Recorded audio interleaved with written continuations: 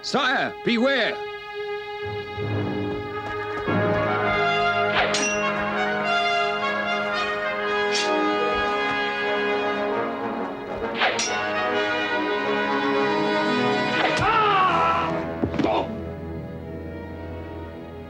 Ah, Sir Ivanhoe! Yet again your king's life is held safe in your hands. We are in your debt.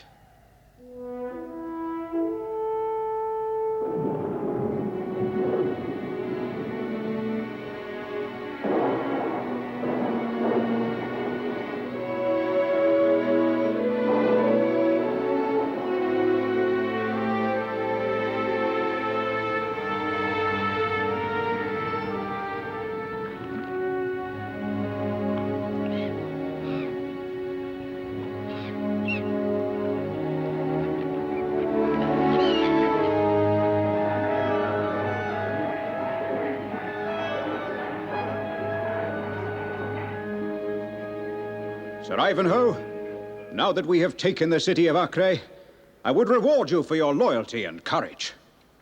You have but to ask, and take what you will. Your Majesty, I have but one desire, and it is not for treasure. My heart's wish is to return home to Rotherwood, and to earn my father's forgiveness for the dishonor I have brought to his name. Dishonor? You, Sir Ivanhoe? How came such a thing from so brave a knight? Sire, my father, Cedric of Rotherwood, has in his care the Lady Rowena, who is his ward. He wished her to marry the noble Lord Athelstan, and so join two strong Saxon lines. This would strengthen the Saxon cause, my father thought, and lead us towards independence from Norman rule. This is folly. You speak of an old wound, Ivanhoe, one which should have healed long since. Sire, when I had thought on it, I said as much to him myself. It was then Rowena and I declared our love for each other. My father became furious and said I betrayed both him and my Saxon blood. I was banished from my father's house. He, hoping Rowena's heart would reach out to Athelstan were I not there. This is an injustice to a brave knight. Scribe, write a letter to Cedric of Rotherwood. Write of his son's courage and loyalty in our service. Write to soften his Saxon heart, even if the letter comes under a Norman king's seal. Take the letter, Sir Ivanhoe, and go you. Go you to your own place and to your lady. Go with my blessing, home to Rotherwood.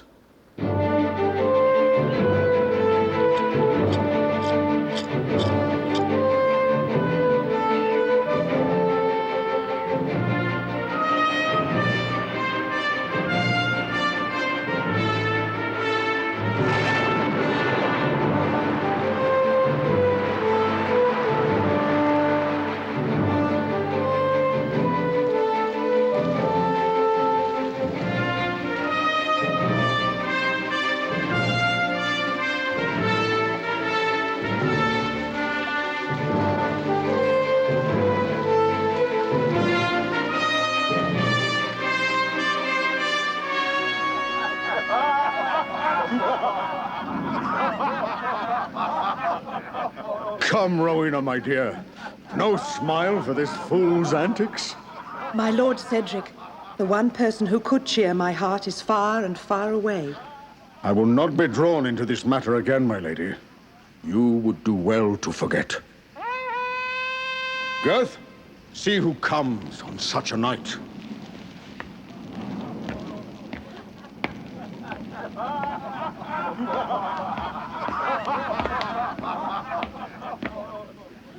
My lord, 3 travelers seeking shelter from this foul night. What travelers? Who are they, man? Lord, all are returned from the Holy Land. One a pilgrim, and the others Norman knights. Normans? Blood of my ancestors, that they should look for shelter here. Well, Saxon or Norman, I will not have them say Cedric of Rotherwood denied them hospitality. Announce them. Crusader knights. Perhaps they have news of... I will seek no news. The one who disobeyed me is no longer my son.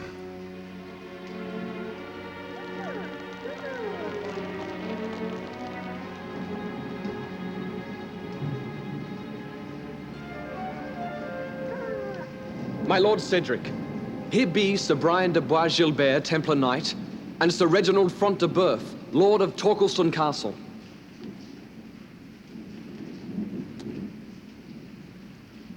Warm yourself by the fire, pilgrim.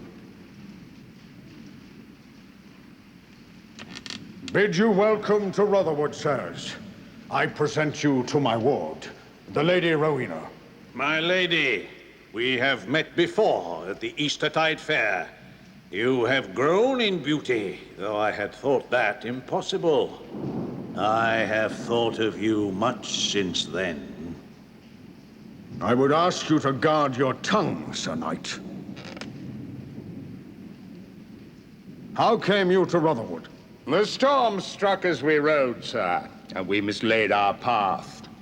We chanced upon the pilgrim, and he guided us to this shelter in return for a seat on one of our baggage horses. You are free of my table and my house, then? Do you stay long? This night only, by your leave. We journey to the tournament at Ashby. Where the rabble may see the excellence of Norman knights. The Norman knights in England, aye. The best of our Saxon lords fight with King Richard in the Holy Land. We have ourselves but now returned from that crusade. And indeed the king has a gallant host of English warriors there, second only to the Norman knights who have fought the Saracen hordes. Second to none. I say the English chivalry were second to none in the defense of the Holy Land. Well said, fellow. What would you know of this, pilgrim, to make so bold a claim? I too am newly returned from Palestine, Sir Knight. I was present at the tournament King Richard held to celebrate the taking of St. John of Acre. Go on, good pilgrim, please. Of all the knights who engaged that day, only one Norman prevailed, and he was that great and good King Richard of the Lion's Heart. I forgive him his Norman blood. Sir Eustace de Bracy, a famous Norman, was soon unhorsed by Sir Edwin Turnham. A fine Saxon name. Sir Thomas Moulton's lance unseated the Lord of Torquilstone. You have an ill tongue, pilgrim. Perhaps it needs cropping. Hold, sir. There will be no threats nor sword play under my roof. Go on, good pilgrim. There was only one other, a lesser knight. I cannot remember his name, my lord. Indeed. A strange loss of memory. This lesser knight's lance unseated me, to my shame. And his title is known well enough hereabouts. It was the Lord Cedric's own son, the Knight of Ivanhoe. My son. My brave Ivanhoe. Aye, brave enough for a Saxon Englishman. I say this, were he in England this day, I would challenge him to meet me in the tournament at Ashby. And I. Bold words. And all the bolder with Ivanhoe away, sirs. But I know him well, and I give you my pledge. If he returns from Palestine, he will meet you. I will go surety for that. And this my pledge. Your heart upon my sword point, pilgrim, if he fails to do so. And more, I will proclaim him coward on the walls of every Templar court in Christendom. No man will ever call Ivanhoe coward, Sir Brian. I add my pledge to the pilgrims. No. No need, my dear. The formal challenge to single combat has been made, and it stands, or there is no chivalry in England. Girth, see that our guests have food, and show them to their beds.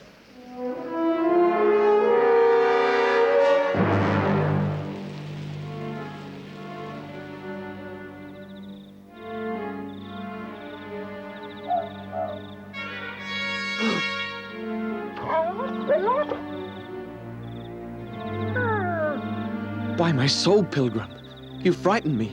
Be silent and come with me.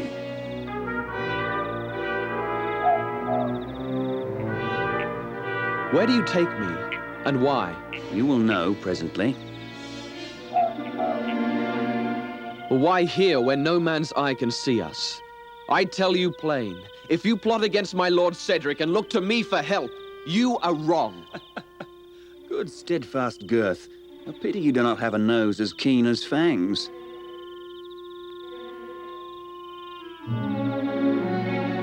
Sir Ivanhoe! It is you! Rise and stand, faithful girth. We have but little time. I take this risk for one purpose only. I must have a war horse and armor for the coming tournament, and you must help me. Your horse Fury is here yet, my master, and well cared for. And your old armor. You will fight the Normans, then? In truth, I will, and defeat their arrogance. So I hope to earn my father's forgiveness. But I must be away before dawn. And I, for you will need a squire. And a dog, too, it seems.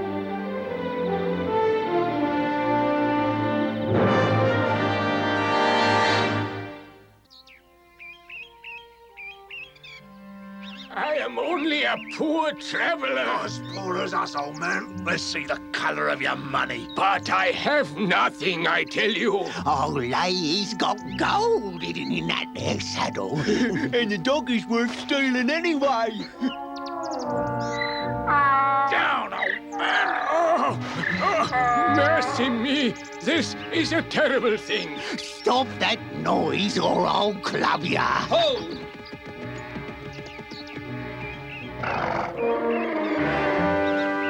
Release him, knaves! What, for a swordless pilgrim?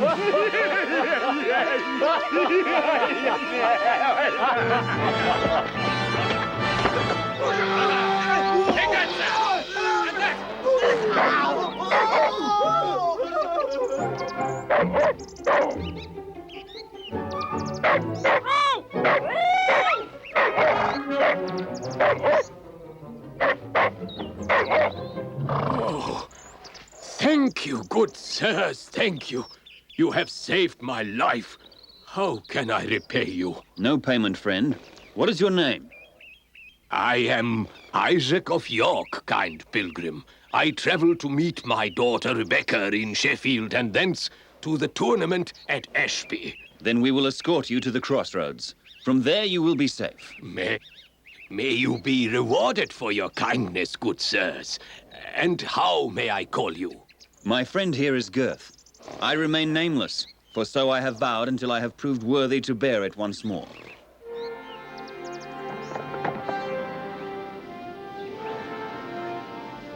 Again, I say, is there no way I can repay you? My thanks, good Isaac. I desire nothing. A bargain with you, pilgrim. If I can guess what you most need, will you accept my gift of it? Even if you guessed true, you would not have such wealth as my wish would demand. Perhaps I am not so poor, good sir. Let me try. Try then, Isaac of York. I say then, you would wish for stout armor, a strong shield, and a knightly sword. What sorcery is this? No sorcery, friend Girth. Even an old man has eyes to see. And I have seen a pilgrim who fights skillfully, and whose robe sometimes does not hide the trappings of a knight. Yet such armor as would perhaps shame a knight at a great tournament. You will let me equip and arm you, sir, for my grateful pleasure. I will accept, Isaac. But how can you pay for such things? You are not the only one who disguises himself and his purpose, Sir Pilgrim. Armor and sword will await you at Ashby, upon my true word.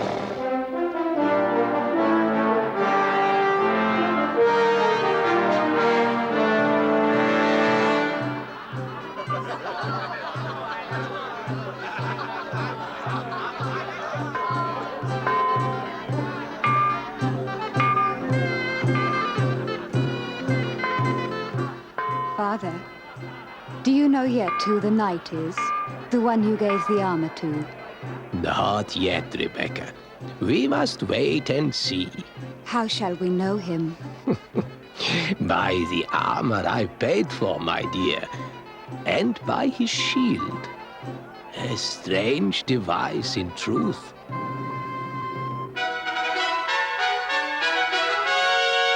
His Royal Highness, Prince John.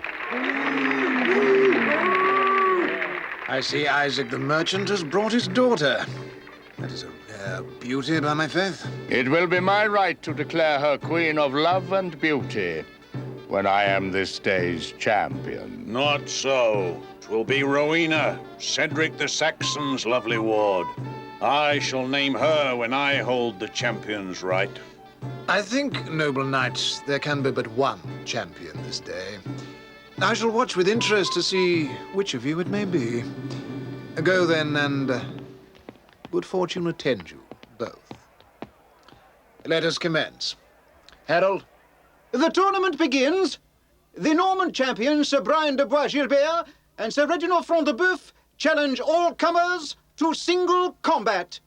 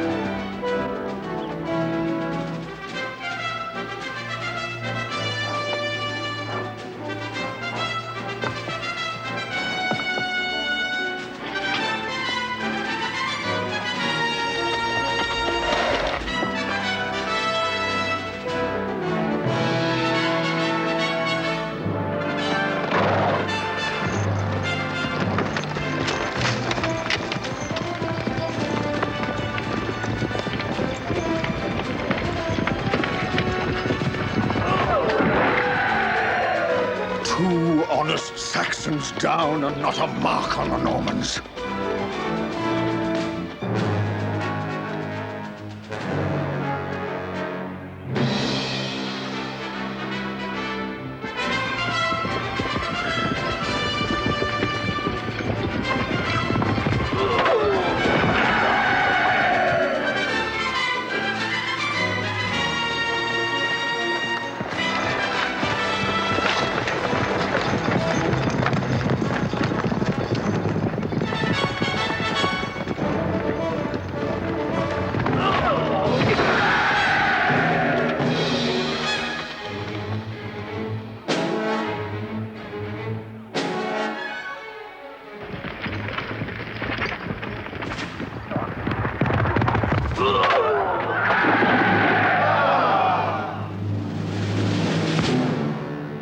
Our last hope gone.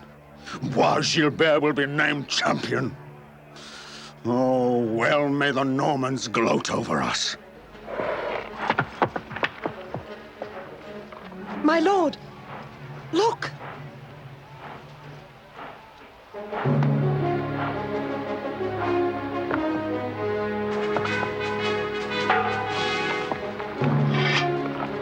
You had best confess your sins, fellow. You put your life in danger. I am fitter to meet death than you, Templar, and less likely. To your place, braggart, and look your last upon the sun.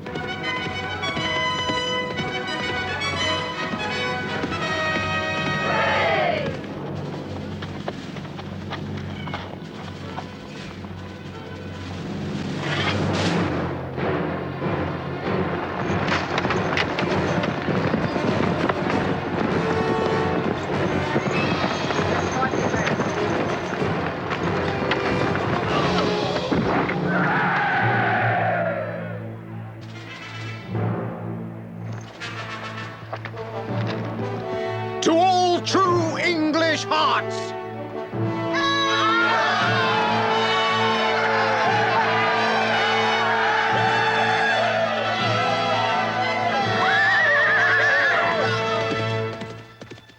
So, we have two champions after all. Who was that Black Knight? I know not, sire, but he is gone, and I fear a danger from this English crowd if the disinherited one is not declared champion.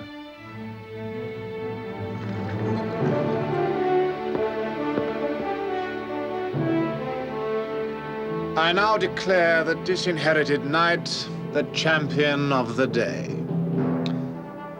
Sir Disinherited Knight, it is now your right and privilege to name the Queen of Love and Beauty.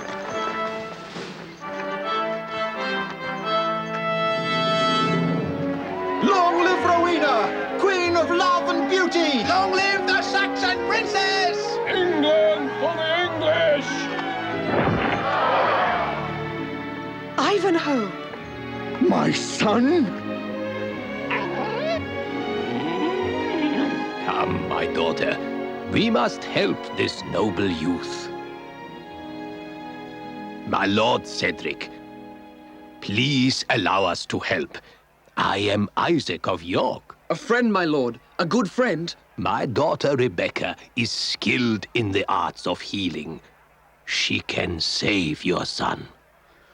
My thanks, Isaac of York. Gurth, a litter quickly. We must get him to bed and treatment.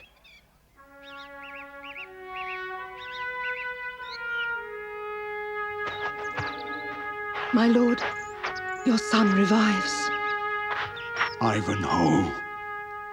Oh, my dear love. Father, Rowena, I must explain. No, my son. The faithful Gurth has told me all. I am a foolish old man, blinded by stubbornness. I ask your forgiveness. And I yours. Rest, Sir Knight.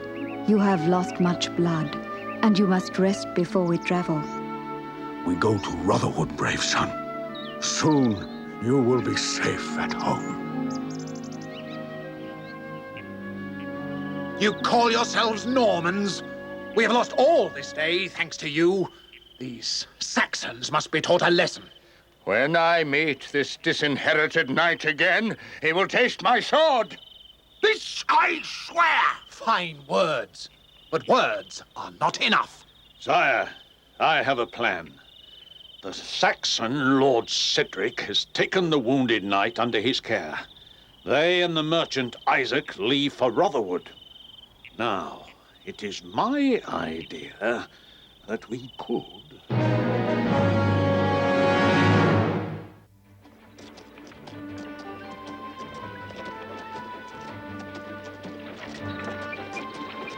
This is no way for a knight to travel, pulled like a doll in a cart. Would you like me to strap your armor on over your wound, master? You'd really grumble then.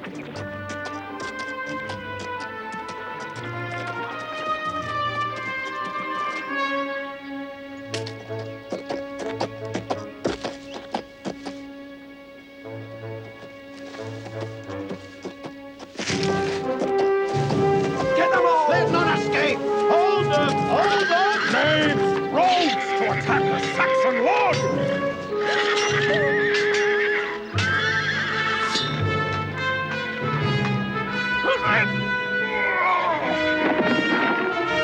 I am unarmed, villains! Gurth! No! Stay! You must help! 'Tis the only way, master.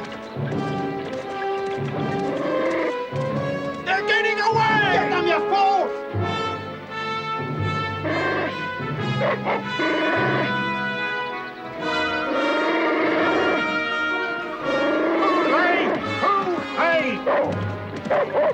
What have you done, Gurth? I never thought to see you a coward. Not I, my master. I do no more than give us a chance to find help.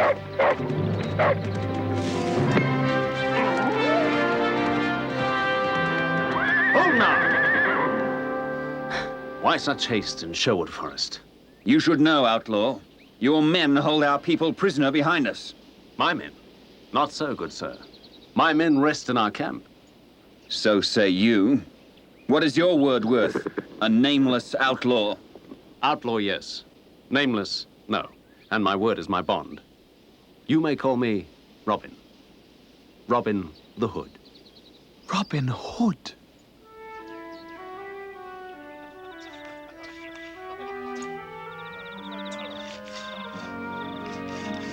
I waited till you had eaten, Sir Ivanhoe. Ill news sits better on a full stomach. While our king has been fighting the Saracen hordes in the Holy Land, his evil brother, the Prince John, has conspired with the Norman barons to usurp his kingdom. But King Richard is of Norman stock also. Indeed, Gurth.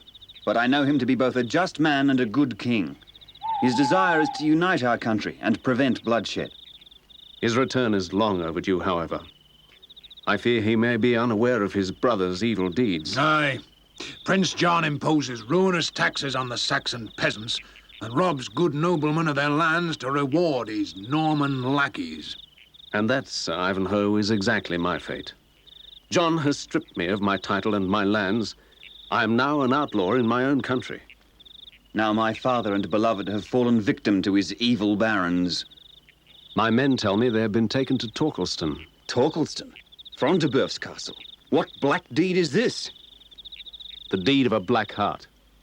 He disguised his men for this, so that my good men and I would be blamed if word should get out. He will pay, he and his. Even if I have to stand before the walls of Torquilston with but my single sword. 2 swords, master. More than that. Your father, Cedric the Saxon, is a good friend to the rights of Englishmen. You shall not lack English swords to aid you. I thank you, Robin. Are you recovered enough to ride? Aye, to ride and to fight. Then let's away. We meet the main force of my men at the edge of the forest. And someone else who waits there also.